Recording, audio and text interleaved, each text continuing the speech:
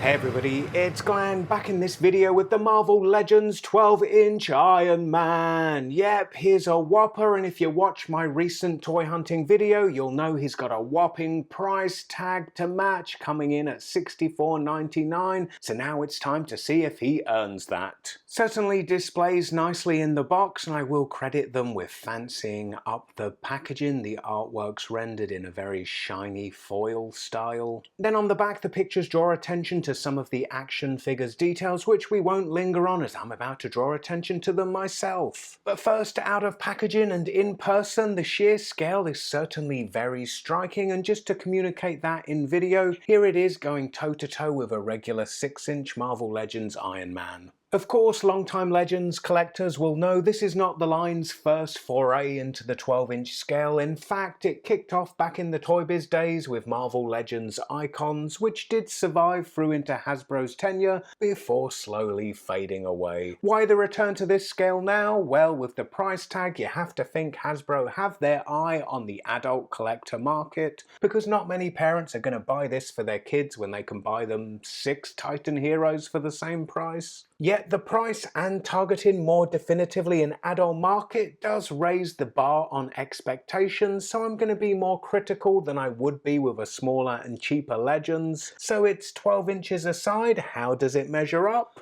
Well, I will say that the scale does make the sculpt easier for the eye to enjoy, and I find I'm more readily able to enjoy all the various sculpted details of the armor. However, a big strike against it for me is that as good as the armor sculpt is, it is let down by the plastic it's molded from, with the torso molded from a much more metallic looking red, whereas the limbs and shoulder armor are much more of a flat red plastic in comparison.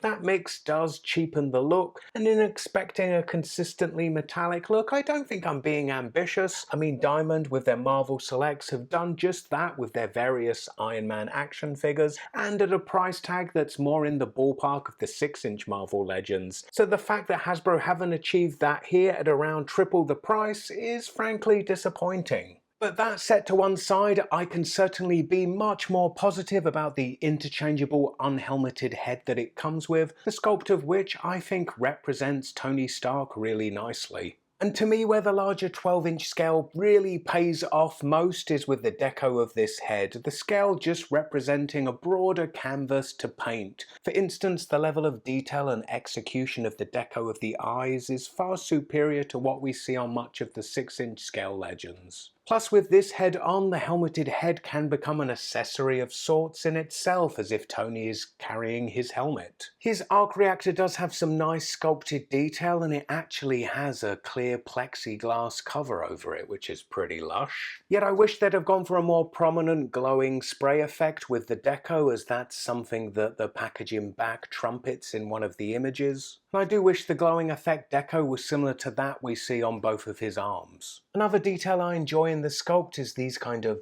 turbine forms here. However, the silver paint they've been painted with, I could have done without that being splashed on the leg there. Similar to the 6-inch Legends Civil War movie Iron Man that came in the Giant Man Bathwave, he also comes with these cool blast effects. They can be plugged into his hands and posed as if Iron Man needs to deliver an offense. Equally, he can be posed for flight maneuvers. And to that end, they also plug into peg holes in the bottom of his feet. Alas, no flight display stand, so it's left for you to charge around the house with him in hand. I know I said it's more aimed at adults, but come on, we're all kids at heart. Then he comes with interchangeable hands, a second set which are clenched fists. With the 6-inch Legends that come with interchangeable parts, I'm always switching those in and out with bated breath as it feels quite fragile, but here with a larger scale, it's much more durable and easier to pop in and out. Now looking at articulation, and the head rotates side to side, and it's also able to do a slight quizzical tilt to either side, and then it has a neck hinge which moves the head this far down, and then it moves plenty far up too.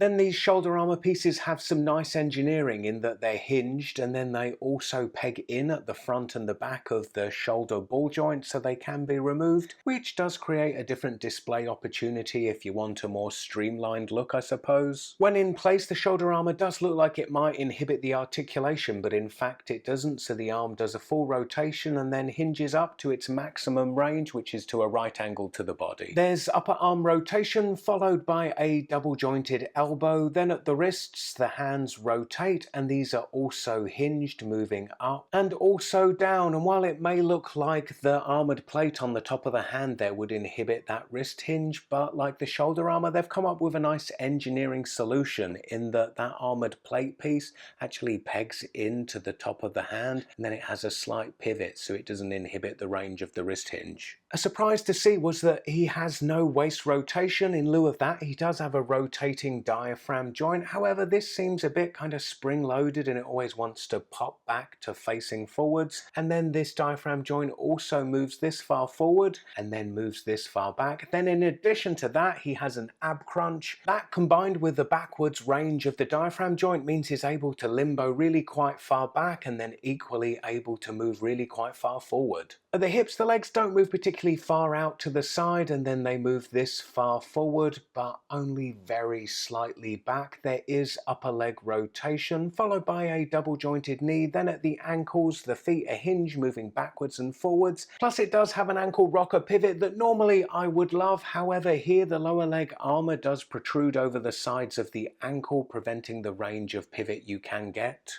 All things considered, and I posed the question at the start of this video if it earns its price tag. So it's double the size of a 6-inch Legends, which logically makes me think it should be twice the price, yet it is in fact even pricier than that. However, I do feel it's been given a level of consideration above and beyond its smaller counterparts, and had they nailed the metallic finish, it would have been a slam dunk. Yet even so, I think there is space in the market for something like this, with collectors who don't want to slum it with something that feels geared towards the kids, yet also not wanting to cough up much more for even more expensive imports in this scale, Hot Toys and the like. So do I regret slamming down my money for it? Not really, but I will more so come Monday when rent's due. Anyway, for a prelude of potential reviews to come, you can click the video on the left for my haul video, and stay tuned as next into the spotlight steps the 12-inch Marvel Legends Spider-Man.